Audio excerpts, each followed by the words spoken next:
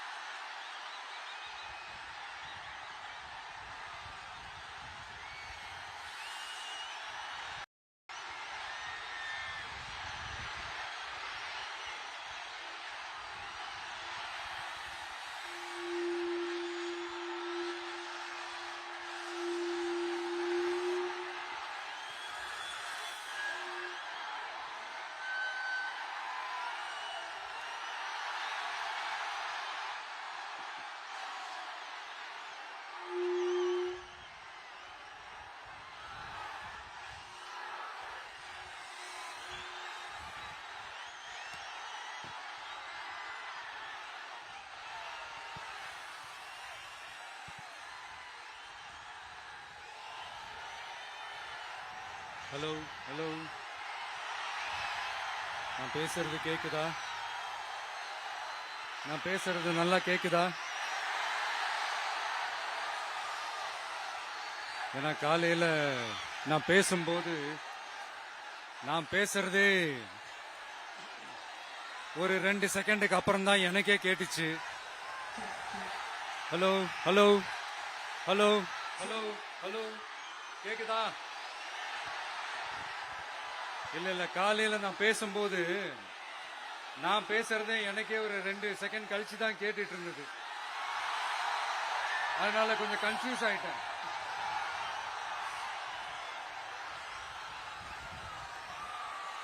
Okay, முதல்ல police டிபார்ட்மெண்ட்டுக்கு என்னுடைய மனமார்ந்த நன்றிகள். அவங்க இல்லனா அந்த பைபாஸ்ல இருந்து இந்த ஸ்பாட்டுக்கு என்னால வந்திருக்க முடியுமான்னு எனக்கே தெரியல. So once again, thank you so much.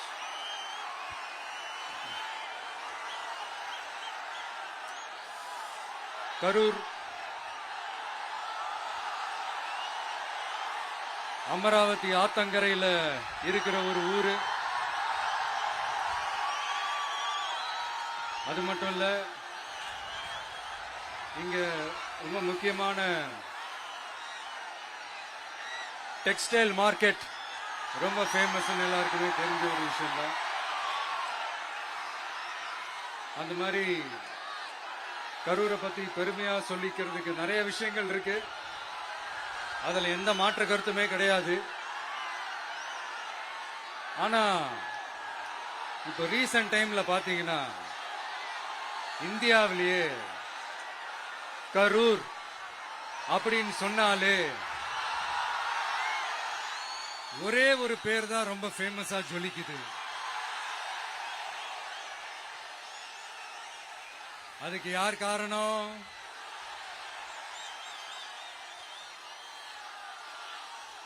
யார் காரணம்னு உங்களுக்கு தான் தெரியுமே.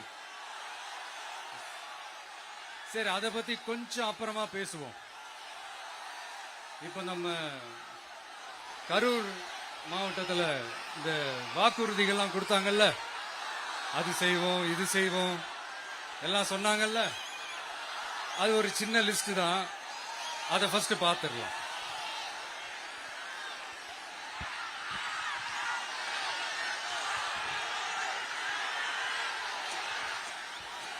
இந்த கரூர் மாவட்டத்தில்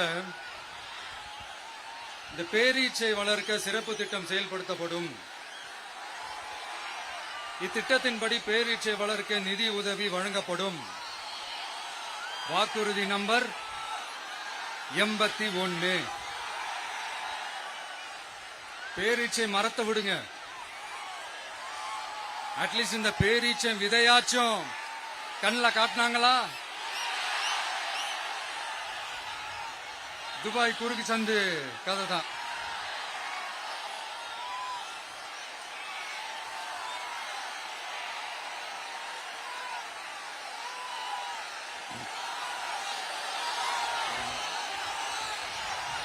போறீங்களா? அடுத்து இன்னொரு வாக்குறுதி இருக்கு. கரூர் விமான நிலையம் அமைக்க நடவடிக்கை எடுக்கப்படும்னு வாக்குறுதி நம்பர் 448. ஆட்சியே முடிய போகுது. 4.5 வருஷம் முடிஞ்சிருச்சு. இப்ப போய் ஒன்றிய அரசு கிட்ட அமைச்சர் போய் கோரிக்கை வைக்கிறாரு. என்னன்னு? ஏர்போர்ட் கட்டணும். ஐயா அமைச்சரே, இதுதான் உங்க டக்கா?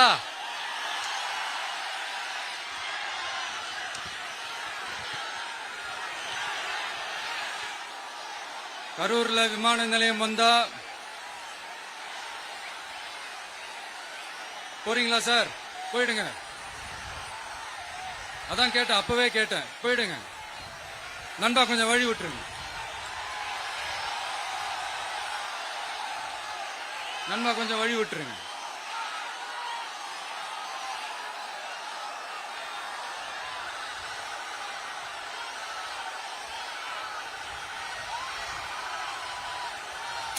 கொஞ்சம் கொஞ்சம் வழி விட்டுருங்க. போயிட்டு போயிடுங்க.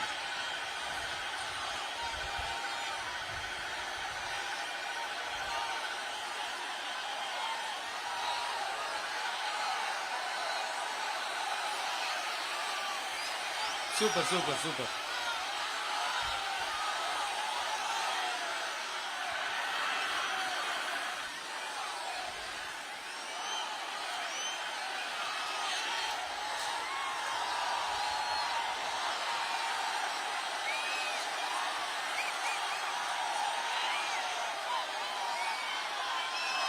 என்னப்பா ஆம்புலன்ஸ்ல நம்ம கொடி இருக்குது?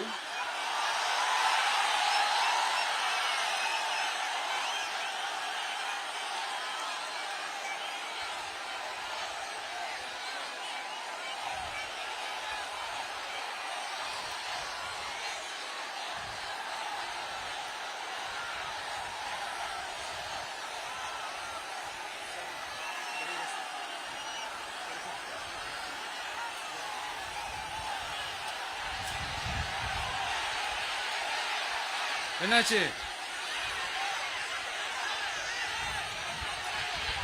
தண்ணி கொடுங்க. தண்ணி பாட்டில் கொடு.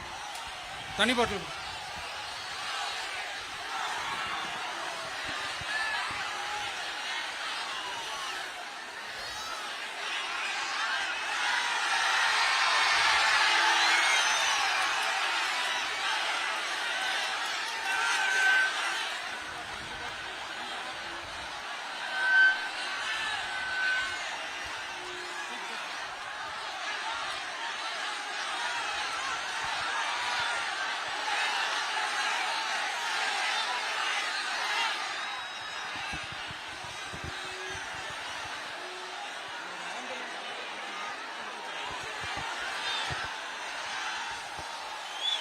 ஜெகதீஷ், உடனே ஒரு ஆம்புலன்ஸ் கூப்பிட்டுருப்பா.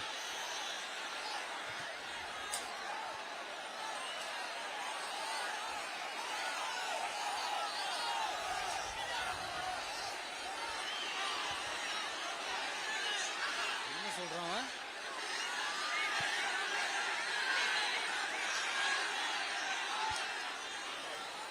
क्राउड वॉश हो गया सर, 5 मिनट थोड़ा स्पीच होल्ड करिए। Mic check mic check mic check.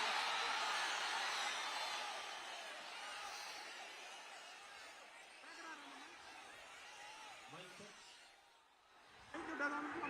வருதா? எப்படி போறது?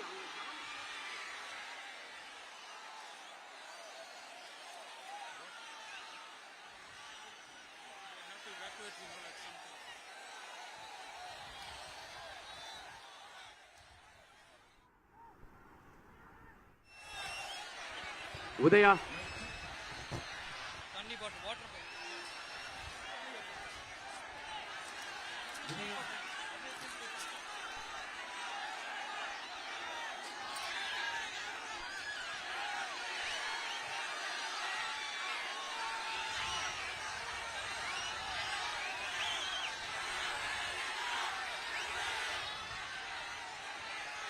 Mic check, mic check. கேட்கலப்பா. என்னப்பா? ஆ? Coming coming coming. ஆம்புலன்ஸ் வருது வருது வருது.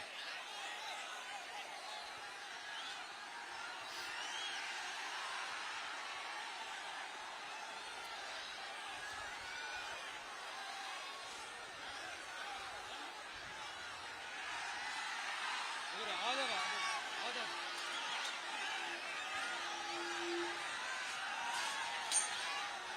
பண்ணி பேசலாமா?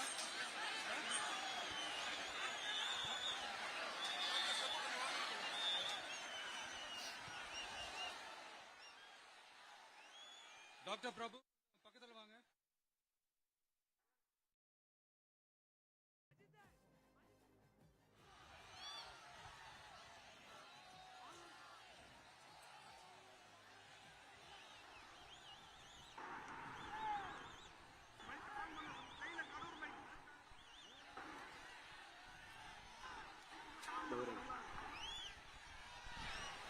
மைக் ஆன் பண்ணுங்க.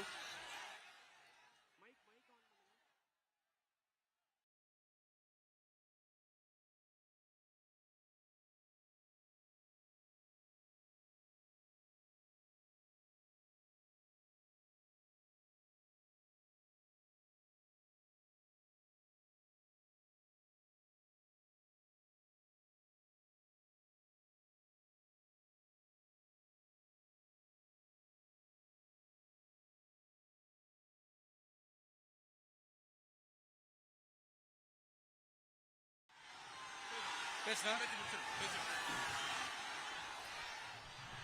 சரி ஓகே, கண்டினியூ பண்ணவா பேசுறது? நான் வந்து அந்த ஏர்போர்ட் கட்டுறதை பத்தி சொன்னேன் இல்லைங்களா? அது வந்து இங்க கட்டினா அந்த அந்த ஜவுளி தொழில்லாம் ரொம்ப நல்லா டெவலப் ஆகுன்றது உண்மையான விஷயம்தான். But at the same time இந்த பரந்தூர் மாதிரியே இந்த மக்கள் பாதிக்காத வண்ணம் அந்த இடங்களா பார்த்து அந்த ஏர்போர்ட் கட்டினா இன்னும் நல்லா இருக்கும். அப்புறம் நம்ம கரூர் பிரச்சனைக்கு வருவோம். இந்த மணல்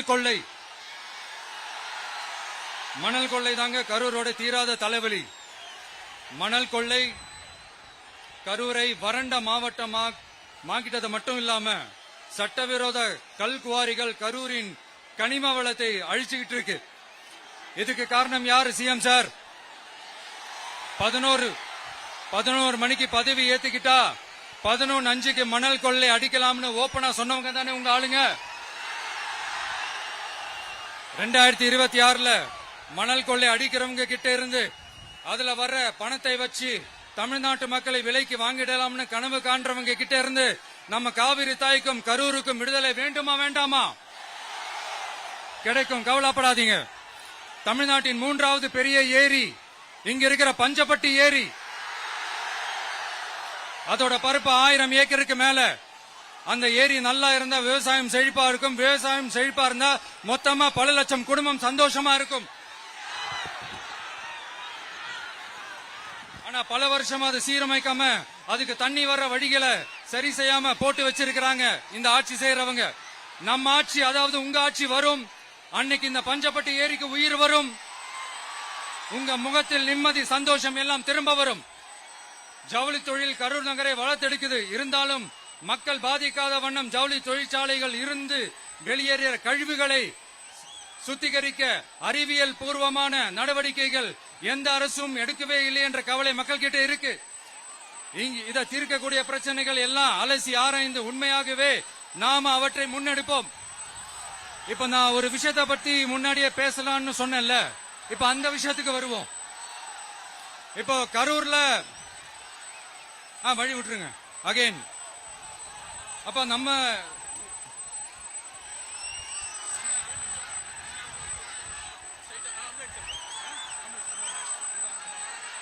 This is the ambulance.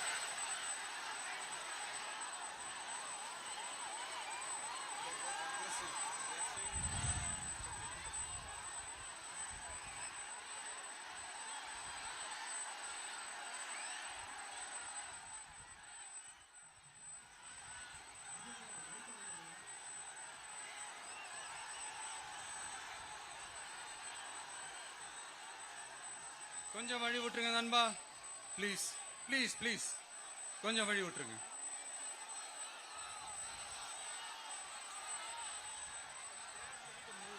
Ask them to move, give the passage to ambulance.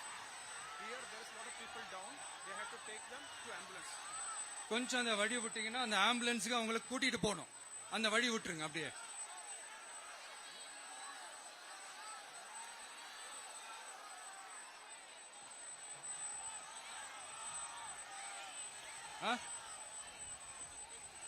Okay.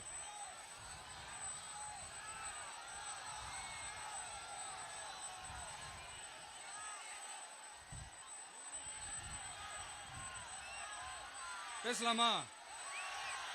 Continue பண்ணலாமா?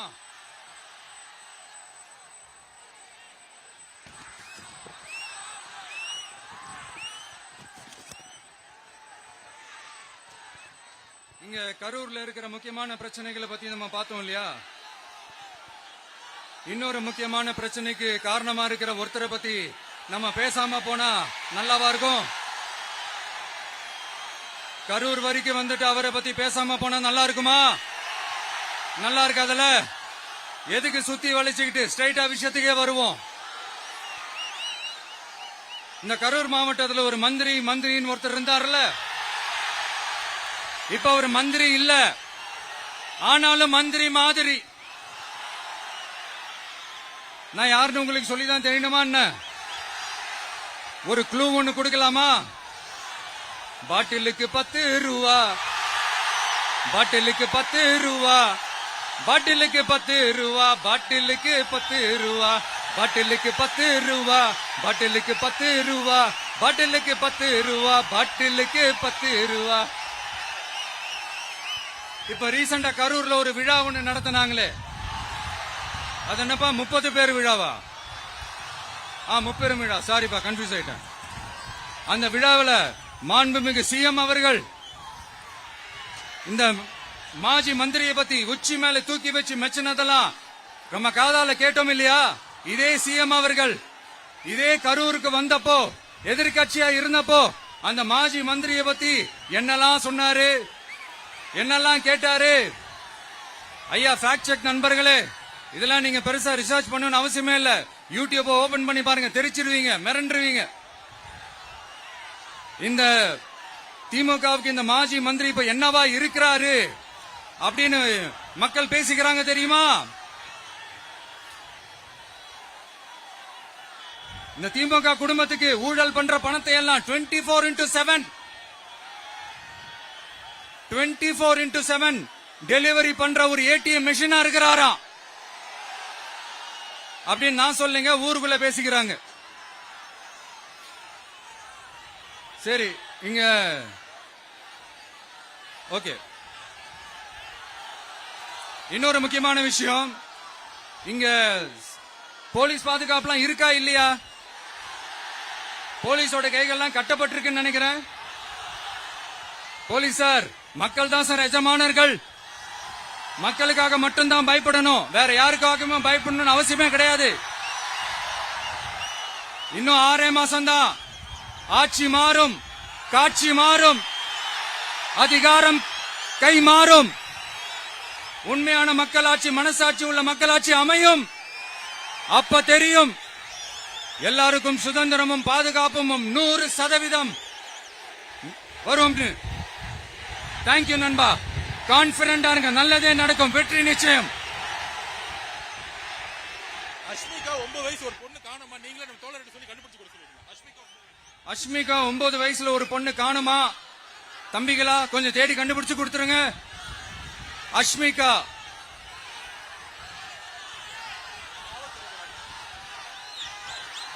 Police sir, please help sir, please. Thank you, Nanam. Thank you. See you all. Thank you.